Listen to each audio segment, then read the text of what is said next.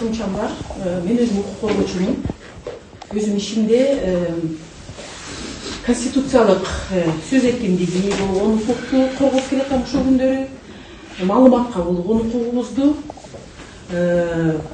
баарыбыз чогулуп түрдө объединение түзө турганда укугубузду жана тынчтык митингдерди уюштурганда укук бар. Анын бар конституцияда жазылган. Мен өзүм укук коргоочу болгондон кийин кудум ошол укуктардын негизинде маалыматты талап кылып, элдерге жайылтып, укуктун айдыңында иштегенге аракет кылдым. Бүгүнкү күндө жашаган жерим бар. Бир нерсени мен өзүм учетко албай калыптырмын.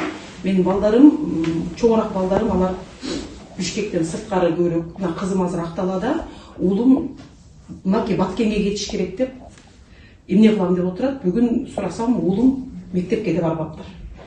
Күн суук түшсө, отопленияны салыш керек. Биз жер тамда жашайбыз.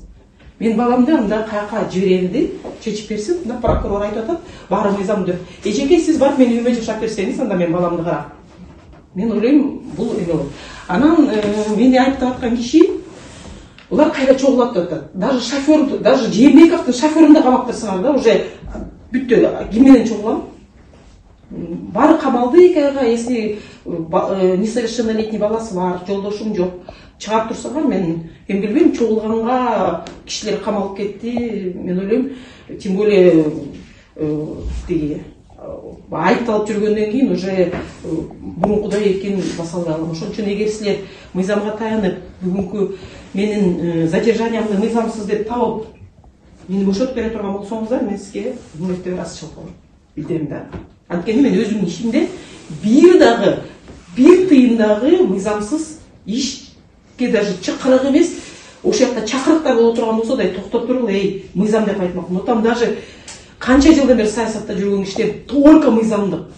Митингге эмне кереги жок, жүрүп парламентке үнүбүздү жеткизелик деп сүйлөп отурганбыз да. Булардын жазып аткан материалдарында да эчтеке жок. Ошол жакта даже бар, эмне кыласыңар митингди? Азыр ким чыгат митингге? Давайте лучше парламентке барабыз. Анткени именно парламенттен ратификация болуп, Кемпир-Абадты сактап, биздин жер стратегический түндүк түштүктү единственный жолдун тушунан өткөн жакта бул 100 жылга, 200 жылга эки мамлекеттин ортосунда горячий точкага айланып калат. Баткенде болгон ситуация ушул жерде да болот деп, келгиле депутаттарга үнүбүздү жеткизелик деп сүйлөшкөнбүз. Аяктан чыккандан кийин билбейм, андай эле эмне эле мыйзам бузуу экенин мен даже мындай бир толика да сомнение жок да, что бүт кадамдардын баары мыйзам чегинде болгон.